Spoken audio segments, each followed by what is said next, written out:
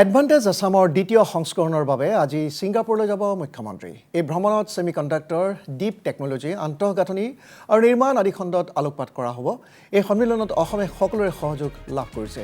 এই সন্মিলনত উপস্থিত থাকিব প্ৰধানমন্ত্ৰী নৰেন্দ্ৰ মোদীৰ লগতে 8জনকৈ কেন্দ্ৰীয় মন্ত্ৰী। আৰু নিশ্চিতভাৱে ৰাজ্যৰ বাবে এয়া এটা অতিকে সুখবৰ।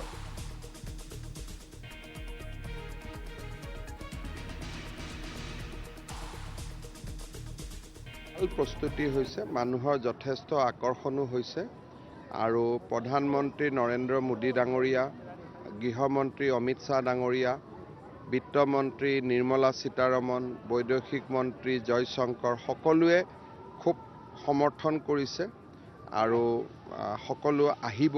গতিকে খুব ভাল কৰি সন্মিলনখন হ'ব আৰু বহুতখিনি বিনিয়োগকাৰীও আহিব। গতিকে মইতো খুব আশাৰে বাট চাইছোঁ। গোটেইকেইগৰাকী মন্ত্ৰী আহিব। আমাৰ গৃহমন্ত্ৰী ডাঙৰীয়া বিনিয়োগ সন্মিলনত নাহে, তেখেত পিছত আহিব, কিন্তু প্ৰধানমন্ত্ৰী নৰেন্দ্ৰ মোদী ডাঙৰীয়া আহিব, বিত্তমন্ত্ৰী নিৰ্মলা সীতাৰমণ আহিব, ৰেলৱে মন্ত্ৰী অশ্বিনী বৈষ্ণৱ আহিব, জ্যোতিৰাদিত্য সিন্ধিয়া আহিব, হৰদীপ সিং পুৰী আহিব। যিমানখিনি ইনফ্ৰাষ্ট্ৰাকচাৰ আৰু পীযুষ গোৱেল আহিব, যিমানখিনি উদ্যোগ আৰু ইনফ্ৰাষ্ট্ৰাকচাৰৰ সৈতে জড়িত ভাৰত চৰকাৰৰ 8জন মন্ত্ৰী উপস্থিত থাকিব। অসমৰ চাহ উদ্যোগে 200 বছৰ সম্পূৰ্ণ কৰা উপলক্ষে চাহ জনগোষ্ঠীৰ কৃষ্টি সংস্কৃতিৰ প্ৰচাৰ আৰু প্ৰসাৰৰ বাবে চৰকাৰে ঝুমুৰক লৈ বিশাল নৃত্য অনুষ্ঠানৰ আয়োজন কৰিছে। এই আয়োজনত প্ৰধানমন্ত্ৰীৰ লগতে কেইবাখনো দেশৰ ৰাষ্ট্ৰদূত উপস্থিত থাকিব।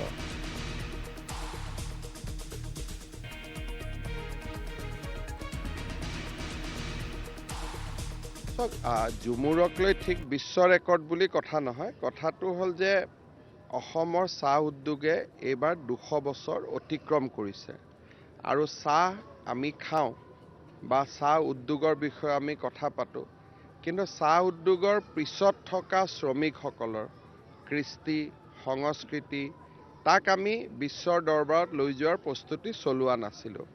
চাহ বিশ্বৰ দৰবাৰত গৈছে, কিন্তু যিসকলে চাহ আমাক উৎপাদন কৰি দিয়ে তেওঁলোকৰ সংস্কৃতিটো চাহ বাগিচাৰ পৰা আজিলৈকে ক'ব গ'লে মঞ্চলৈ ওলাই অহা নাছিলে। এইবাৰ আমি এটা প্ৰয়াস কৰিছোঁ আৰু প্ৰধানমন্ত্ৰী ডাঙৰীয়াই মোক নিজে ক'লে যে ময়ো আহিম। গতিকে মই আশা কৰিছোঁ আৰু সিদিনাখন দেশ বিদেশৰ এম্বেচেডৰসকল আহিব, বিভিন্ন উদ্যোগপতি আহিব।